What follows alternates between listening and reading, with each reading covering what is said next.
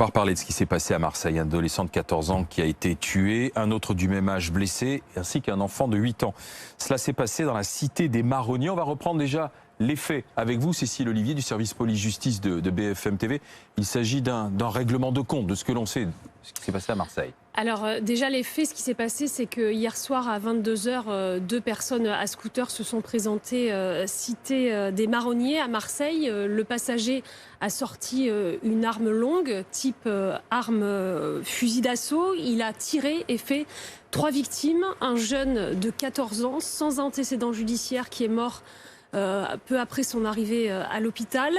Un autre jeune, 14 ans également, qui lui était suivi par un juge pour enfants, a été blessé à la jambe. Ses jours ne sont pas en danger. Et puis il y a un enfant de 8 ans qui a été légèrement blessé à la tête dans des circonstances qui restent à éclaircir. Peut-être une balle perdue, une victime collatérale. Tout ça, c'est l'enquête qui devra le déterminer. En tout cas, 8 munitions de calibre 7,62, donc de la Kalachnikov, ont été retrouvées sur place, qui vont être expertisées. Et bien sûr, c'est la PJ de Marseille qui est saisie de l'enquête. Et la piste du règlement de compte est en effet privilégiée, puisque les tirs ont eu lieu à l'endroit d'un point de deal, et plus précisément là où se trouvent les guetteurs qui surveillent ce point de deal. Donc, à chaque fois que malheureusement on entend des coups de feu de Kalachnikov à Marseille ou qu'il y a des victimes, c'est tout de suite vers le trafic de drogue que l'on se tourne et que l'on regarde, quoi, en fait. Alors l'enquête débute, mais oui, très souvent c'est ce qui se passe.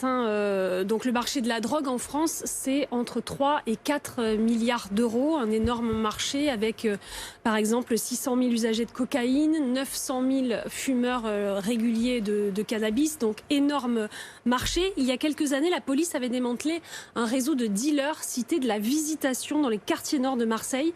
Elle avait saisi des livres de compte parce que les dealers tenaient leurs comptes comme des chefs d'entreprise, et ils s'étaient rendu compte que ce point de deal rapportait 100 000 euros de bénéfices par mois.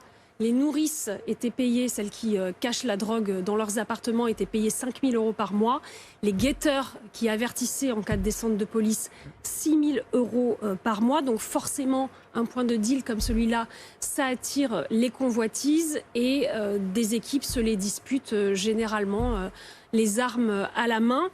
Les services du ministère de l'Intérieur ont recensé 4 000 points de deal de drogue sur l'ensemble du territoire.